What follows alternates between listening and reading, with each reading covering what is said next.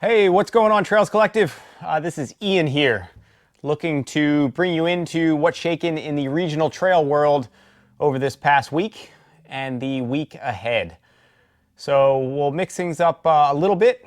I'll try to, in some of these, give you a little bit of a snapshot of what's coming in the podcast world ahead in our region.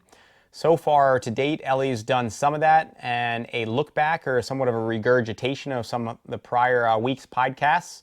Going forward, I'm going to try to spin the model and give you a cue into what's coming ahead as a preview and hopefully build some interest and to click over to some of those podcasts. It'll take maybe a couple weeks here to spin the model, and we'll have Ellie weighing in on the dedicated interviews, which she's been really enjoying. As she's got some good ones already done in editing and some really cool ones that she has lined up this week. But this is just one part of the Trails Collective. The website is becoming fuller by the week. Online this past weekend, we went live with the new store. It's much more comprehensive, a bit deeper. It has real-time connection in with a whole lot of brands. So what you'll see on there represented is we have the ability to basically display the inventory that is with the brands as well as what's in the store. So we have access to everything, and a lot of the brands we can drop ship you direct. So a lot fuller picture of what's out there, and hopefully will be pretty awesome going forward. The Trails Collective also, maybe some of you have found your way over to the forums. I hope that as we grow the audience out there, that some of you may start to plug in and as just an alternative to something like Facebook, which perpetually some people just aren't on or would prefer not to be on. We'll continue to do the gear reviews, and we'll have an events page with a filterable search. That was a little bit thrown to chaos or inaccuracy this year with COVID, with all the events kicking back different dates and canceled and all over the place. But we'll keep it going, and hopefully it'll be more functional and accurate and complete for 2021. But if you haven't checked out it already, go to trailscollective.com. We're for sure a lot more than just this YouTube channel, though we totally appreciate all of you that are checking in. Ellie has started to convert some of the interviews into podcast version. That's something that many of you out there have asked us for so far, and I'll try to do the same with these weekly rundowns and some of the other media that we have. So look for that, and I'll probably have to post-process some of it into audio form, but I'll get there with the podcast form as well. So thanks again for tuning in for this edition of the weekly rundown. Here in the shop in the Finger Lakes Running Company in Ithaca, New York, we had two really cool products that I've been waiting for since last year, since I saw them, I think for the first time in December, from Salomon. And so the first one that just arrived here is this gem here with the S-Lab Cross. Pretty slick shoe. Looks like it's as much built for a trail ninja as anything else. It's got a really low profile at a 13 millimeter, 9 millimeter differential for a 4 millimeter stack. It feels really low profile underfoot. It has an integrated upper with a sock-like gaiter or integrated gaiter here. It still has the quick laces or the speed laces, which tuck in and under. The upper, which is really thin, is reinforced with Kevlar, something that VJ and the VJ Max is doing as well, which we'll still get a review out here hopefully pretty shortly.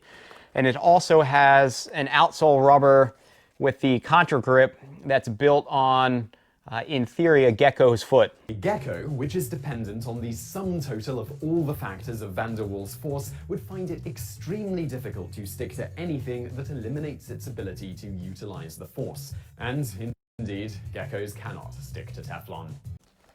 So I've got it on my foot right there, just kind of kicking around the shop in it a little bit, and comparing it to another one which also just released, and this one I've really been looking forward to getting in. This is the Salomon WildCross. It basically does what I had always hoped that the Speed Cross could do or would do. There are a lot of people out there that love the Speed Crosses. For me, I always felt like this thing was just too much of a tank or a brick. Thought it had a really slick and cool aesthetic where the midsole was all wrapped and molded in, but I just felt like it was too stiff. And for me, I also felt like it was way too narrow in that midfoot gauge. I'd get a lot of hot spot or rubbing here, and even in the wide, I just couldn't wear it. And I felt like the toe box was just too narrow to be really functional, really, for most feet. And so what the WildCross brings to the table, which I'm really excited about, is it's got a slightly wider midfoot gauge here, slightly boxier toe design. It spaces out the outsole lugs and makes them a little less aggressive, but still really aggressive compared to most shoes. It still has a contra-grip outsole for the outsole tack. It's got the speed lace upper as well as the top seat, which came out with the Sense 4 Pro this year as well, and it has a different midsole, or upper rather, wrap here in the forefoot. I'm also wearing one on the other foot here, so I've been just kind of comparing the two in the shop for a bit, and I'm pretty stoked about both of them right out of the box. This one probably is more teched out than the vast majority of people are going to want. And based on Salomon's history, I'm assuming it's going to be sold out fairly quickly or in demand because it'll be a pretty low production shoe. But I'll still put some miles on it. And the WildCross, I'm hoping, will have a little bit more availability. And I can tell you from the first wear, it does what I really hoped it would do. It feels a little bit lower profile than the Speedcross. I think that there's better ground feel, a little bit more responsive underfoot, and it feels lower in the heel, which I think it should be. This one comes in an 8mm drop, and it doesn't bite me like that Speedcross does in the midfoot. So 2 shoes, this is just kind of what just came into the store today. They're brand new. I think their release dates were August 1st, but they're probably just arriving in some stores now. So we'll try to get more of a review on, but they hopefully will pop up in our Trails Collective store now. Otherwise, we'll try to get it in there this week. But if you're interested, get on them, just because Salomon inventory has been pretty sparse this week. Let's see. So this past weekend, what's been shaking out there? The Naylor Mill bacon event put on by Trent Swanson down in Maryland, in Salisbury. Not Salisbury, that was where the winner was from, but down in Maryland. I saw 96 finishers. Trent did send me some video footage, but I wasn't really able to use the quality in the compressed format. So if he still is able to get me some here in this next day or so, I'll weave it in. But Trent, thanks for taking the time to send some of it through. The winner of the event was 16-year-old Tim Synowiec of Salisbury, Maryland. Took the win in 30 minutes, 55 seconds, well ahead of the second place and first geezer, Gabrielle Madico, in 38 minutes. So, and just one quote from them, how they really designed the race per COVID, and I saw it play out in some of the videos that I wasn't able to use so far. Trent just said, "We required masks until they got to the stop on their X. They had the bibs sent by mail, sent them the masks as well, and required runners to get a temperature check before starting." So hopefully it went pretty well. Top female spot went to Maria Miller from Tyaskin, Maryland in 38:10. And again, we'll roll in some footage if we get it. The virtual Lunar Run 5K this year, they may still also send us some footage, but I don't have it yet, and I'm not seeing results yet to share, but that did go down. The Husky Rock 10K, which we plugged a couple times, it happened up in May. Also a virtual event this year. And I don't know if I gave the backstory of what the Husky Ruck was really designed to do or intended for. So for those who may connect with or appeal to, maybe look into it for a in-person event for next year. But the members of Southern Maine, so I'll just tell you what it was about. Members of the Southern Maine community will be invited to participate and compete in a 10K military ruck through the trails of Pineland Farms in New Gloucester, Maine, in honor of Corporal Mark Goyet, I might have mispronounced that, of Westbrook, Maine, who died on June 28, 2011, after his unit came under attack by small arms fire in Helmand province of Afghanistan. During this event, participants will strap weighted packs to their backs and ruck 10+ kilometers over wide backcountry trails before confronting a rigorous O course, which will challenge both mind and body.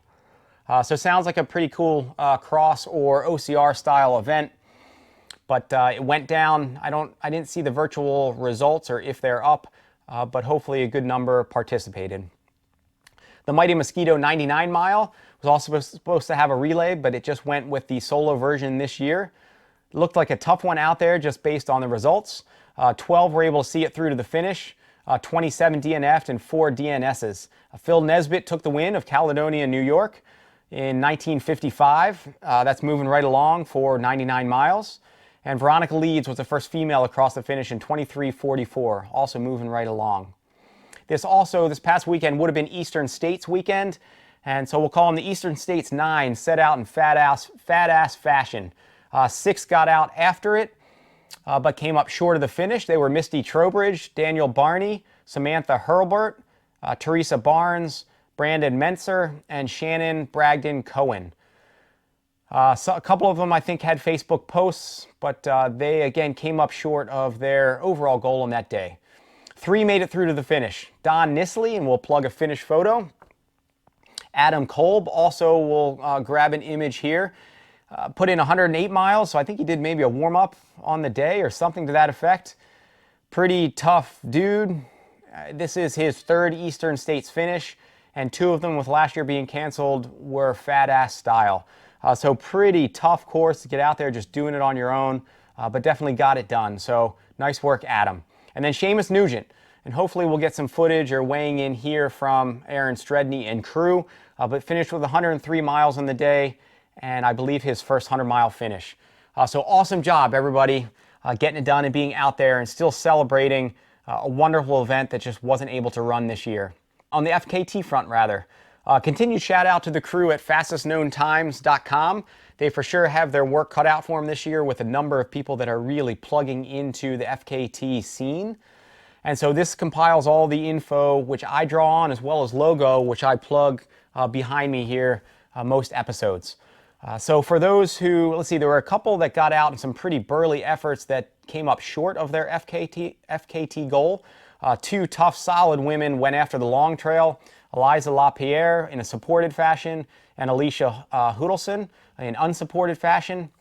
And then Eli Brockian went after the unsupported New Hampshire 4,000 footers. But hopefully they were some pretty grand adventures, even if you all came up short, and great job regardless getting out after it. For those who succeeded in reaching FKT milestones this past week, in Connecticut, Aiden Toth, 46 minutes 50 seconds for the Ragged Mountain. He shaved 2 minutes off of Stefan Rodriguez's time from only 2 weeks ago. And I'd be curious, just for those who are getting out there, for instance, Aiden, if you happen to catch this episode, I guess the motivation was, were you cued into Ragged Mountain from seeing Stefan get out there in the beginning and decided to have at it? Or were you already familiar with Ragged Mountain? Or I'm just kind of curious how the mental framework and why people are choosing to go after certain routes right now in this time. So if you tune in, or if this is you or you're one of these FKTers, let me know. Massachusetts, Jay Durand ran 7:45 for the Tour de Greylock. It was a 28.4 mile circumnavigation of Mount Greylock, gaining 7,500 feet of elevation gain en route. Colleen Chase, 7 hours 27 minutes for a baseline female supported time on the Robert Frost Trail. Comparing her time to other prior marks, she was flying. Nice work, Colleen. John Henry Forster, 5 hours 20 minutes for the Cape Cod National Seashore Traverse. That looks like it must have been pretty beautiful. No doubt pretty beautiful if it were a hot, exposed day. It looks like it just runs the coast, but I imagine that's pretty spectacular. In Maine, Thomas Harvey, 1 hour 18 minutes for the West Side Trail, taking 28 minutes off of Ryan Moody's unsupported baseline set on August 1st. New Hampshire, Samantha LeBlanc, 5 hours 54 minutes for the Moat Mountain Traverse, supported out and back. And the info on this, it's a 9-mile route with 3,180 feet of gain, is another one, as I was just reading through, just learning of just this beautiful section or route. And this is something that, as I'm going through each week, and I mentioned before, there's just some pretty beautiful, you just assume that individuals are relatively knowing these areas in advance, and so they're choosing areas which are challenging or beautiful or meaningful. And so it's cool to sift through some of these FKT stretches, and it becomes really useful on the Fastest Known Times website, where they have the GPX link where you can download and have the route right there to follow. But it sounds like one of these, just the Moat Mountain Traverse in the Presidential Range covering North, Middle, and South Moat Mountain, or in the shadow of the Presidential Range, it's just another just beautiful route. I think it either starts or ends where there's another nice swimming hole. and just a lot of exposed sections surrounded by some of the higher peaks. So definitely one to check out. In New York, Sean Bubani, 3:03 for the Catskill Scenic Trail, a 25.7 mile rail trail. Michelle Merlis, 3:25 for the Peakamoose and Table Summits, two of the highest peaks in the Catskills. It's a 13.8 mile route with 4,800 feet of gain. It was set or established by Ben Nephew. And Michelle shaved off 16 minutes off of Kelly McDonald's baseline women's unsupported mark from the end of June. So nice work, Michelle. And Bill Hoffman and Jake Stuckey, 21 hours, 31 minutes for the Lake George 12ster, one we've also mentioned prior. In PA, Barry, Maine, 2 hours, 16 minutes for the Cumberland Valley section of the AT. AJ Palmer, 5 hours, 23 minutes for the Enola Low Grade Trail. That's a 30-mile point-to-point rail trail running between Lancaster and Chester counties, or linking them. And although I haven't run it in the my relative backyard from my youth or growing up, so my parents live up here now, but if I visit home, maybe I'll have to check that out at some point. And Reagan McCoy, 8 hours, 21 minutes for the Allegheny Front Trail, circumnavigating the Black Moshannon State Park, which is northwest of State College. And in Vermont, Dylan Broderick, 6 hours, 7 minutes for the Monroe Skyline Gap to Gap to Gap. This is another beautiful and iconic route, 20.7 miles with 5,800 feet of gain, and traversing one of Vermont's most prominent ridgelines. This mark lowered the women's unsupported time established in June. So great job, Dylan. Let's see what was shaking out there in some of the other media threads. On the FH Virginia Happy Trails, as well as on the East Coast Trail and Ultra, the latter posted by Ryan Thorpe. There was a team of Duke researchers that just recreated a air droplet study for COVID, and they were comparing various styles of masks, and basically came down to, as probably all well aware, that the N95 would be the best, followed by a surgical. But the really interesting thing that's getting some, I think, talk and headlines are traditional buff style polyester neck gaiter basically magnifies or makes the spread worse. I think their finding was that it actually cuts down on the droplet size and makes more of them and makes them more airborne. So it's pretty unfortunate. I think there's a lot of people out there, and what I've handed out at the races so far is the traditional neck gaiter style. So I think a lot of headaches around this and not really knowing what to do. And I think we're really, I think, seeing, or at least best we can understanding or paying attention, that it's still really low risk in being outdoors and outdoor activity, especially just in passing.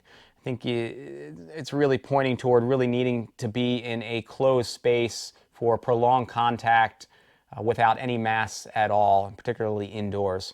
So still a really low risk, but still a little disconcerting with this study. We'll see if there's more follow-up research that goes with it. But we'll plug the link here as well.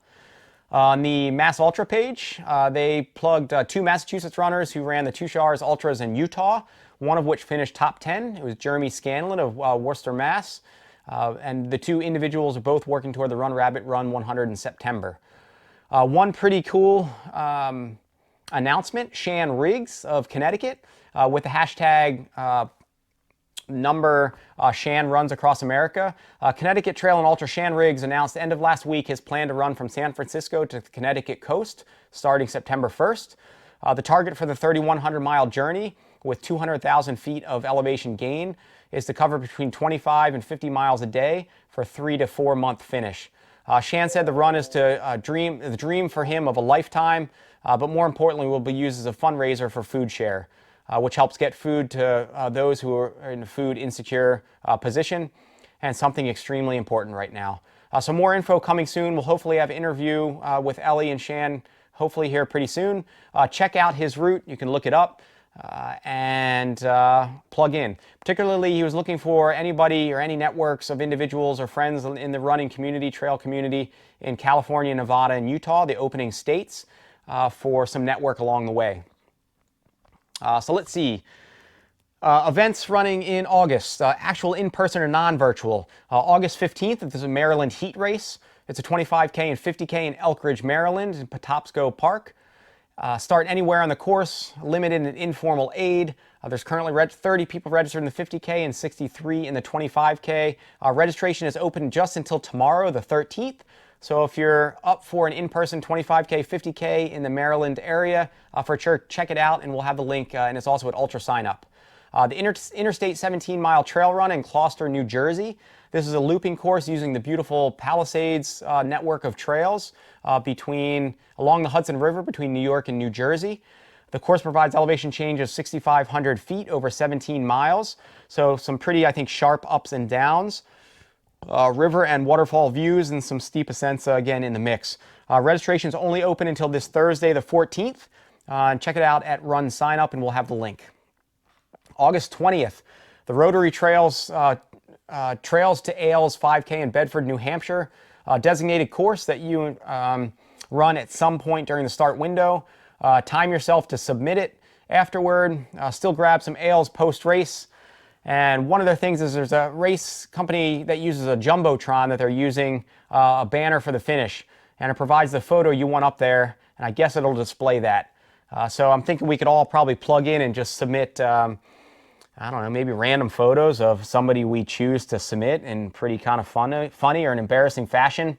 And as I was reading, it just reminded me, I had a teammate from college, Joe Messer. I'll plug you in here. I think you're running some again. I think you got into some ultimate fighting or something to that effect for a bit, but I think you're back to maybe some running. But Joe Messer, pretty hilarious dude, from New Hampshire, in case any of you happen to recognize the name Joe Messer. But at some point, I think he returned to his native town in New Hampshire, sometime in college or post-college. And he went to a party and was introduced to somebody that I think came up. And supposedly this person who he didn't know had lost some sort of bet that I think Joe maybe didn't know about. And so I guess the stakes of the bet was, and then this guy turned around, dropped his pants, and right there in one of his butt cheeks, he just had a full-on real tattoo of Joe Messer's face right there on his butt cheek. So when I'm thinking of somebody up in a Jumbotron, for some reason I'd start thinking about Joey Messer's face on somebody's butt cheek who doesn't know. So we should maybe start making that a thing. So in any case, maybe I'll get you that photo if I can. I know it's out there somewhere. August, 22nd, the Heiner Half 14-miler, North Bend, PA. Registration closed out on August 8th, with 193 entrants. So big field that was on Ultra Sign Up. Heiner View definitely carries the reputation behind it and namesake, so they definitely fill up pretty quick. New River Gorgeous Trail Run Half Marathon and 10K run at the Ace Adventure Resort in Minden, West Virginia. Looks like a pretty slick adventure resort. Unsure of the activity these days with the COVID modifications and restrictions, but looks like a pretty cool venue. Registration is open through August 18th. Check it out. It's at aceraft.com, and we'll plug it in the show notes. Hell Hath No Hurry 10K in Cayuga Grove in Settlers Cabin Park, Pittsburgh, PA. Considerable COVID considerations and modifications in place, and you can find some info on that 10K at hellhathnohurry.org. And only 8 spots remain, I think, for the 10K, so get on it now, and it's on Run Sign Up. August 23rd, trail run in Safe Harbor, 4, 8, and 12-mile trail runs in Lancaster County, PA. Registration's at, well, we'll plug the show link. Looks a little distrustfully dated and kind of cryptic, though, so I'm not sure how much to trust that one. August 29th, Baker Trail Ultra Challenge. It's a 50-miler and relay in Brookville, PA. Each year covering a third of the Baker Trail. This year they're covering the north section. Registration's open until this Sunday, August 16th at Ultra Sign Up. So check it out if you are want to jump in a real person 50-miler. Baker Trail Ultra Challenge this weekend. Virtual in August, the Cook Forest 25K Trail Challenge in PA. Run between July 1st and August 31st. Reg closes August 31st, so you got some time here. Currently 294 entrants in the mix. One of the bigger, I think, virtual events that I've seen in terms of just a non-race across whatever state type event. And then the KC Trust Trail Fest. Entrants can run or walk the, I think, Kennebunkport, I believe, KCT 5K, 10K, or half marathon marked courses anytime during the month of August, and submit results for the result and swag. And then postponed is the Test the Waters 5K, 10K, 25K, and 50K, postponed from August 22nd to November 7th, and this is in Lost Creek, West Virginia. My West Virginia race for the year was canceled for this year, so I actually just signed up for the 50K as my intended West Virginia race for this year. So anyone want to plan on joining me for that 50K, it's the Test the Waters. Again, 5K, 10K, 25K, 50K. Per COVID, the total numbers will be capped, and registration registration for the inaugural 25K, 50K closes down this Saturday, August 15th. So if you want to get in, ultra sign up, test the waters, join me with that one. And then canceled, there was a whole list. Yeah, but that's what's shaking this month. So another thing that I'll try to do, hopefully going forward, so Ellie has really kicked it in with a number of interviews with individuals from our region. If you haven't already checked it out, check out the TC interviews section of this portion, or of the Trails Collective rather. And then what I'll also hope to do, and this is per having a discussion with a friend after a run this weekend, was I'll try to get a list of topics on board that would be good for YouTube, but also just podcasts. And that would be maybe weighing in on certain topics, whether it's ex-phys related topic areas, or whether it be gear and the utility or usefulness, or biomechanics, or maybe training, coaching, stuff like that. We'll really try to see if we can find some of those topics, reach out to some experts in those fields, and try to have some colorful dialogues and turn those into podcasts to come as well. So yeah, so that's what I got this week. Thanks for tuning in this week. We'll come back at you next week. If you haven't had a chance yet, check out the Trails Collective new shop. Browse around a little bit, pretty comprehensive, pretty deep. We could use your consideration and support going forward for earning your run specialty business. First and foremost, head out to your local shop in your area. They could use you right now more than any time shopping local, and I really support local economies. But if you don't have a local running shop, for sure check us out at the Trails Collective. Let us know if there's certain topics you want to cover, and for sure keep sending us ideas for events happening, whether it be trail work projects, events, race registrations that are opening, or just weighing in with your own adventures or voices from the collective. So thanks so much again for tuning in, and we will catch you next week. Have a great weekend. See ya!